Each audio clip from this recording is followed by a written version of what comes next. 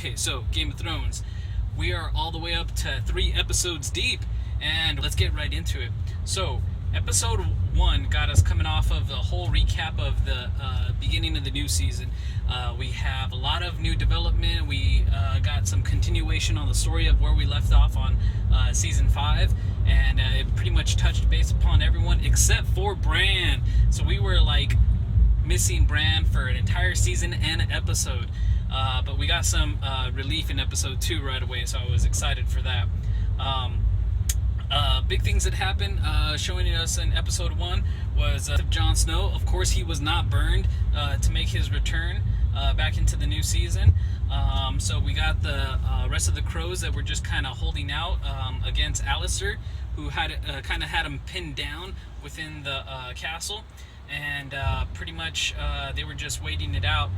They had also the wolf ghost that was waiting with them, as well as Davos. So they were pretty much pinned down against Alistair and them. Alistair went right out and said to the rest of the crows, yeah, it was pretty much me and these guys that killed Jon Snow. So there was no like if, ands, or what's about it, no mystery detective story going there. He was just like, yeah, I did it. I'm claiming it. So that was kind of cool, actually.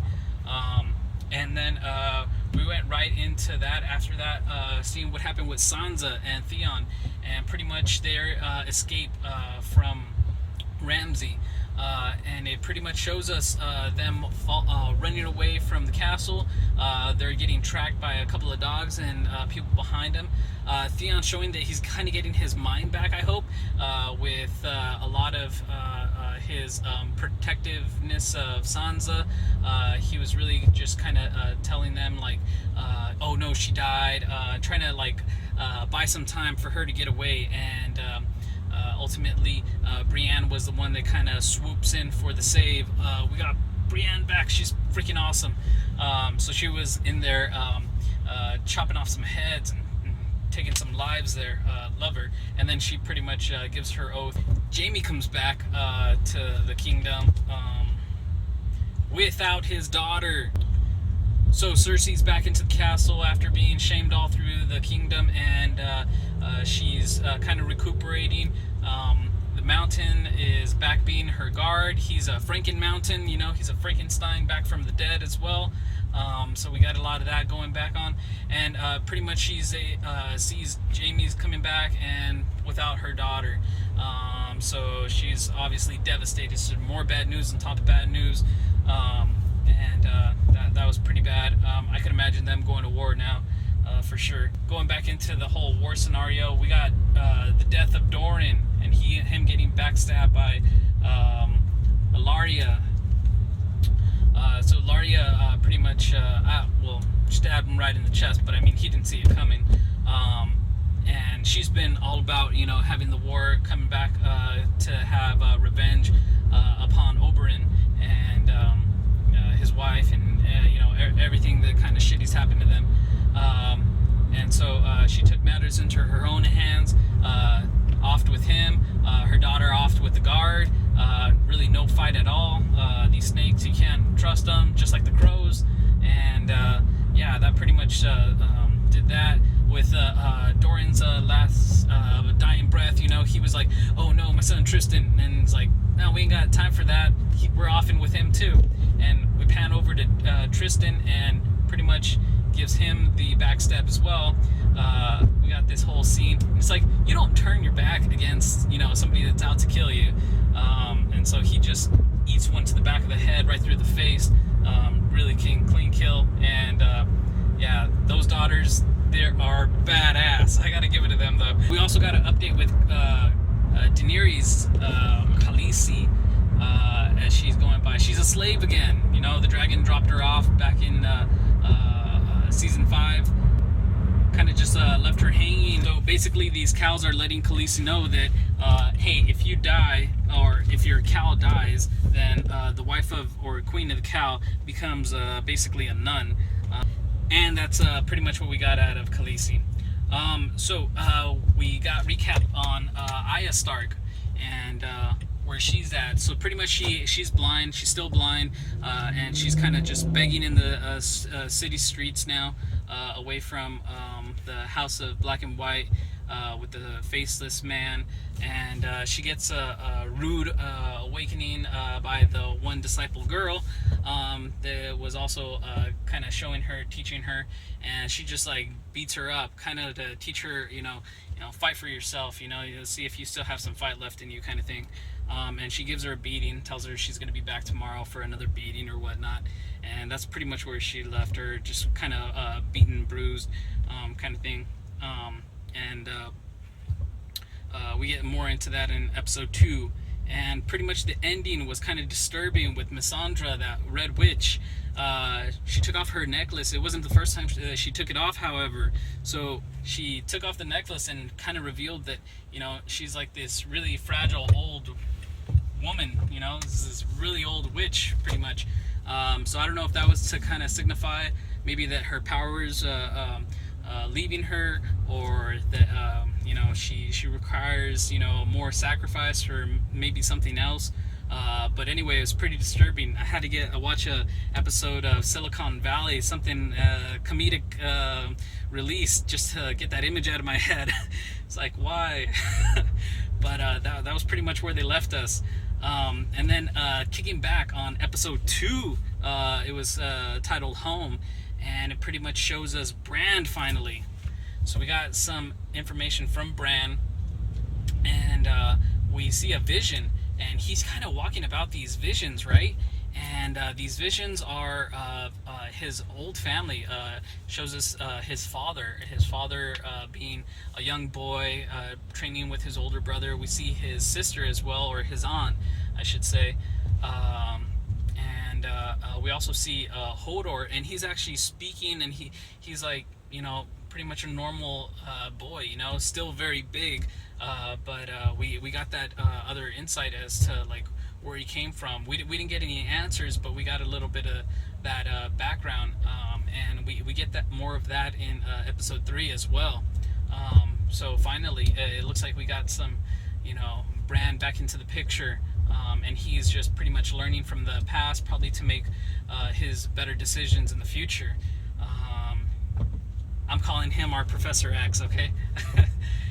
And then, so we're going back into Aya, and we're seeing that she's like got some training going on for her now. So she's being accepted back to the Faceless Man, and he took her back in. And so I think that we got like, kind of a daredevil training going on, honing her skills. We have an update from Cersei, and Cersei's she wasn't allowed to go to or attend the funeral of her daughter. So then we pan over to Jaime and his son, the king. So this High Sparrow comes in, and Jaime tells his son, go to your mother. And I mean, you don't tell the king on what to do, basically, but he's taking that fatherly role. I mean, it's his last child, basically, and so he's kind of more protective of him, obviously, and he's confronted with the High Sparrow, and is letting him know that he's willing to kill him, and there's nothing that the gods can do to like stop him. Obviously, he's killed a king before. We saw an update from Tyrion as well. So the one thing that we saw from Tyrion that was pretty epic was that he freed the dragons. So he went down to the dungeon where they're keeping the dragons, or where Daenerys left the dragons, and he knows a lot of things. Obviously, he has to play to his strengths, and one thing he does know about these dragons is that they're intelligent creatures, and we got that sense of it. We saw that the dragons were allowing him to come close and to unleash their locks or their collars, and the dragons were able to go about. And I hope that that's gonna kind of keep them in mind that, hey, I'm the guy that freed you. Ramsay also off with his father as soon as news heard that his father just had a newborn son. So Ramsay wasn't trying to take any risks, even though his father did say that I'm still considering you my firstborn son, or you're still my son, basically. And Ramsay pretty much off with him the moment that he went to congratulate him. And then soon thereafter, he actually did pretty nasty with his newborn son and the mother. and feeding them to the dogs. So Ramsay, he's pretty much taking it upon himself to take out anybody that he seems might be getting in his way. We saw a little more recap of Theon, and he's saying that he's going home. Hopefully he's it is showing that his mind is coming back to him, or his wits about him, of finally being free from Ramsay. So I hope that he is able to go home, and that he's able to take over his kingdom. Sansa, that was with him, she's more interested in going to find Jon and reconnect with some of her other siblings. She was asking Brienne if she knew where Arya was, and pretty much Brienne obviously let them know that she was walking with the man, the Hound, obviously, as we had that epic encounter between the two of them that was freaking awesome, and still probably one of my favorite episodes. So that was one of the epic fights. I just had to put that out there. So I mean, Theon, we got a recap of his sister as well, and where his family lies, and we saw the death of his father, killed by his brother. So it looks like Theon's uncle, by the time he goes back, he's going to try to reclaim the kingdom under his own name. So I mean, with Theon out of the picture, the kingdom is right for the taking. So hopefully Theon has his sister to back him up, because she is one badass chick. And these chicks, they always have their wits about them, for the most part, the badass ones. We saw also Jon. Jon, he is back from the dead. And we also saw some interaction between the busting out of the wildlings. So they freaking charge into this fortress, right? And we finally see one of these giants actually doing something besides breaking down a wall, which I thought was pretty awesome. So this giant just pretty much grabs one of the crows that shot an arrow at his back and just smacks him, just kind of like Hulk bashes him into the floor like Loki. But yeah, he just splatters him across the wall, and that was it. Everyone laid down their arms, and that was awesome. And so pretty much Jon is back into the picture after Melisandre kind of did her spell. There was a point where Melisandre, she was really doubting her own faith, and was like, the gods aren't speaking to me anymore. I don't know what's going on. And Davos kind of reached out to her and let her know, do what you do. I need to have Jon back. So we have the resurrection of Jon Snow in the beginning of episode 3, which is called Oathbreaker. And Jon Snow, he was resurrected. The witch Melisandre and Davos are pretty much asking him, hey, what happened? Where did you go? What happened beyond that? He doesn't really know either. He doesn't really understand it. And he goes and confronts the wildlings. The wildlings, obviously, that he's, back from the dead. What is he? Is he a god? Can he be killed? And Jon Snow offs with pretty much Alistair and the people that had conspired against him, built a coup and murdered him, including the little boy. So he hangs them, and they're pretty much dead. And for a minute there, I thought he wasn't going to do it, and I'm like, Jon Snow, if are you going to allow these people to kill you again? Please do it. All right, so Game of Thrones, off with your head kind of thing. So they got the rope, and he was done with them. Arya Stark was another big thing that happened, where they showed us her training and how that's going. They showed us that the other girl, the disciple, was kind of like fighting her, kind of teaching her to listen, hitting her. And then a big thing that happened was that she was able to block one of those blows, and then that kind of introduced the faceless man to confront Arya and pretty much have her drink from the well. And if she believes in whatever it is that she's doing, then her eyesight will come back. And so she drinks, and we see her eyes finally come back. So now she's finally got her vision back. And I think that with another sense being unlocked, we're going to see a lot more training involved some more badassery from Arya. They're going to turn her into an assassin, I hope. So we'll see how that goes. So another big point in episode 3 was that we saw Ramsay, and he negotiated with one of these men from the north, and one of the things that they negotiated was for a wildling, and then we see the other Stark child, and so he pretty much sees that he has one of those younger Stark brothers with him, and so it's really interesting the way that they're going to carry that on. You know, is he going to be able to use him as a trade for maybe having Sansa back, or what's going to happen with him? But now that we have another Stark into the picture, we have all the siblings accounted for.